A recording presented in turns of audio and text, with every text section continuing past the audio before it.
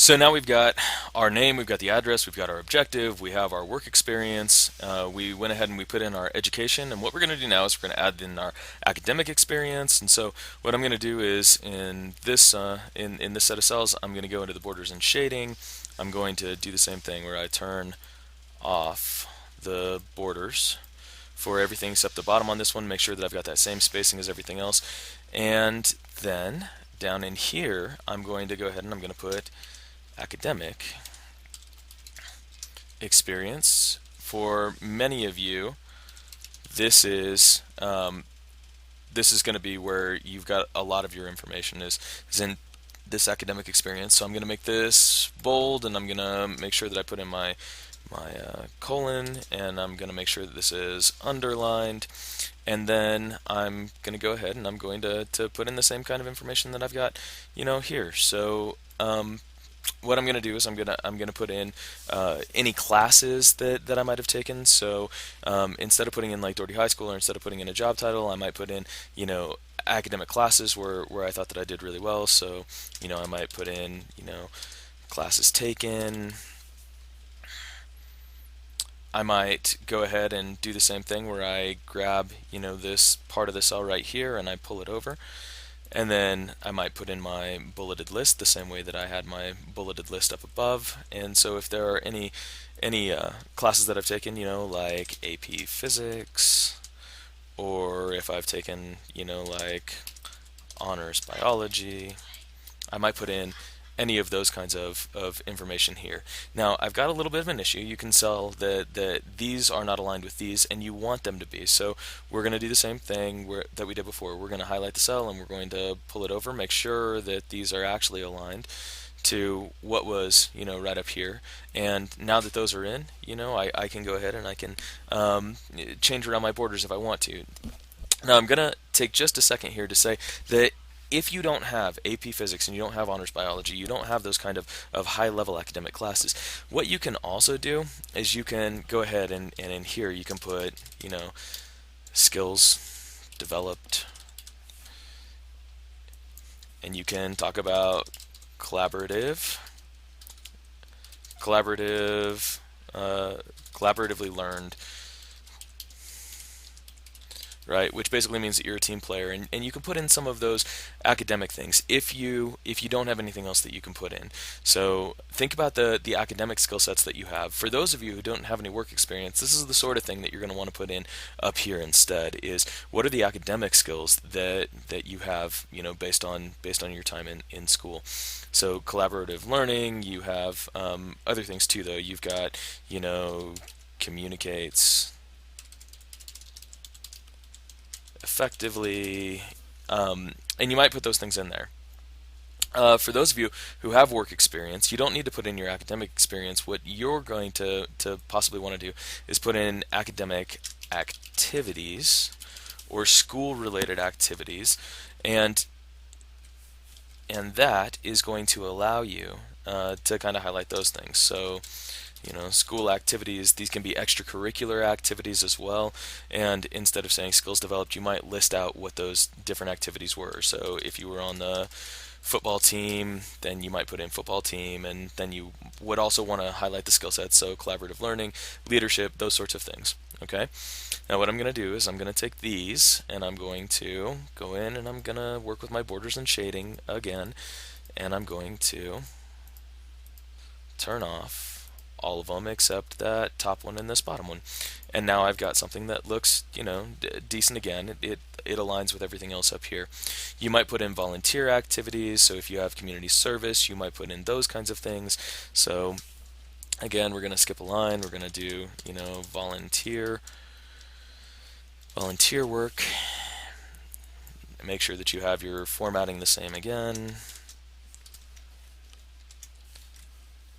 And then, in here you would put any community service. So, you might, if you worked at the Marion House, you would put in Marion House. Underneath that, again, you would put in the kinds of things that you did when you were working at the Marion House. So again, grab this and you would pull it over here. You would put in your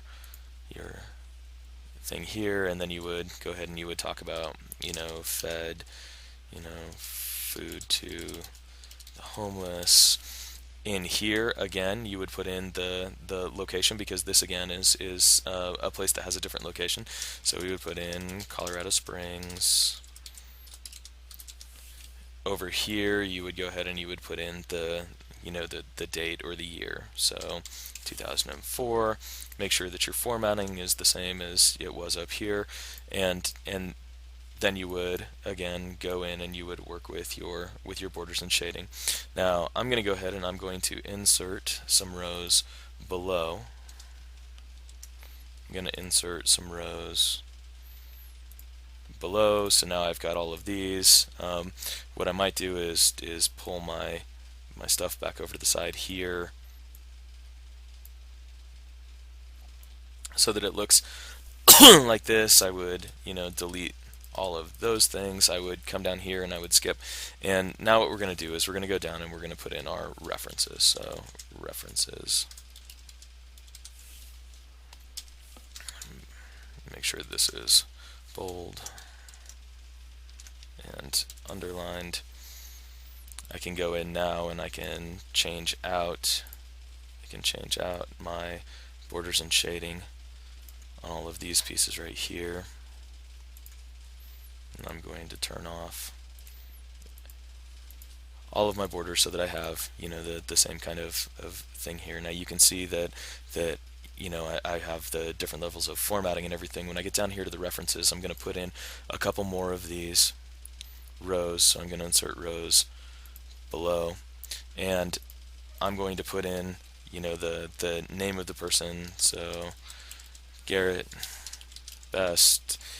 Right here I might put in his contact information, so the phone number where he can be reached, 719 XXX-XXXX, and I might put in his location. It depends, and it's up to you how you want to actually format this. One of the things that you do want to make sure that you do, though, is that you identify what their job title is. So Garrett Best, he is President of the United States, or whatever the case might be. Okay, I'm going to make sure that my reference stands out above anything else. Down here I would put in another couple of references, so I'm going to put in a couple more rows, and I'm going to actually change where the layout is over here so that I can make sure that all those rows are still on the page. And then here, my mom, except that you're not going to put your mom, because we talked about in class why you wouldn't do that. So 719 again, XXX, whatever your information is, that's what you would put here, and then you would put in the information, stay at home mom. And for those of you who have thought that you cannot use someone who stays at home, putting in stay at home mom as an occupation, that can be an okay thing to do. Again, I'm going to come in here and I'm going to mess around with my borders again. I'm going to turn off all of the borders except the top and the bottom, and that is going to give me a resume that looks kind of like this, where everything is organized, everything is aligned. If you don't like the way that it looks in terms of having these different breaks go all the way across the page, or you don't want any breaks on yours, it's fairly easy to change. If you just go in and you click into your table,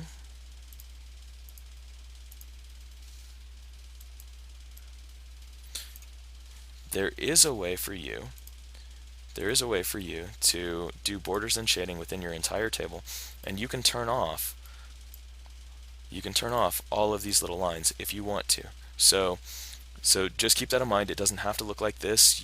Once you get this entire thing done, if you do come back in here and you turn on your borders and shading, and you make sure that all of your lines are back in and stuff, you can move these things around. So if you want to, if I click in this particular cell and I go in and I split this cell and I make it 2 columns instead, then I can take my information and I could move my information from this cell right here over and into the center cell.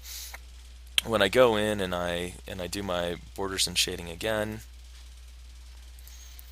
I can go in and I can turn off, all of those different borders and stuff, and now I've got something that is centered. And you can take this stuff and put it across the top, or you can mess with your formatting and you can make it pretty much whatever you want it to be.